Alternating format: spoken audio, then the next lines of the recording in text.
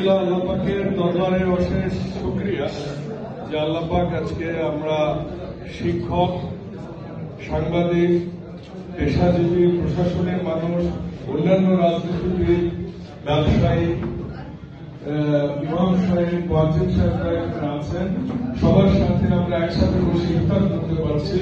আলহামদুলিল্লাহ। বক্তব্য দেওয়ার জায়গা এটা নয়, রাজনৈতিক মঞ্চ, রাজনৈতিক ব্যানারের হলেও রাজনৈতিক বক্তব্য দিতে বা অংশ খুবই কম।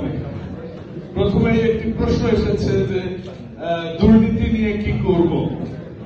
দেখুন, ওই একটা কথা আছে যে আপনি যদি আপনার পরিবার ঠিক রাখেন, আপনার ছেলে মেয়ে ঠিক রাখেন, আপনার গ্রাম প্রতিবেশী ঠিক রাখেন, আপনার ইউনিয়ন ঠিক রাখেন, আপনার থানা ঠিক রাখেন, উপজেলা ঠিক রাখেন, জেলা ঠিক রাখেন, বিভাগ ঠিক রাখেন, তারপর দেশ ঠিক রাখেন।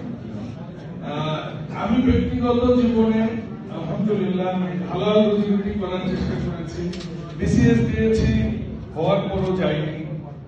প্রাইভেট কোম্পানির চাকরি করেছি, রুজি হালাল করার চেষ্টা করেছি। শতভাগ যেটা সরকারি নিয়ম অনুযায়ী কর কর্তন করা আমার টাকা। 5 বছর চাকরি করিনি, ব্যাংকে টাকা রাখিনি সুদ হবে জন্য।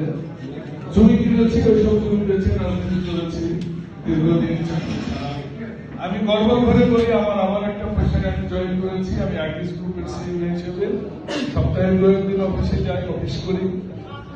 তারা আমাকে কিছু অর্থ দেন, সেটা অবশ্যই ট্যাক্স কাটার পরে।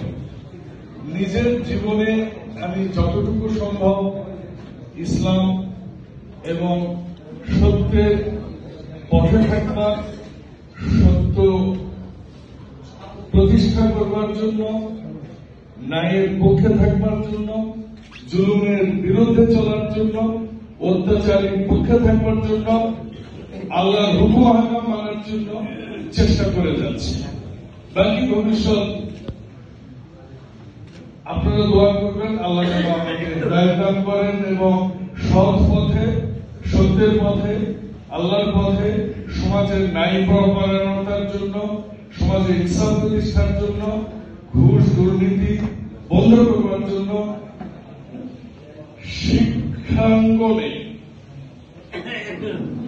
ভালো মানুষ তৈরি করবার কারিগর হিসেবে আপনাদেরকে আরো কতটুকু শানিত করা যায় সেই কাজ করবার জন্য জানি আমি থাকতে পারি, চলতে পারি। এই জন্য আপনারা আমার জন্য দোয়া করবেন। আজকে আমি নতুন শিক্ষার জন্য কাজ করছি। আমি যখন ক্লাস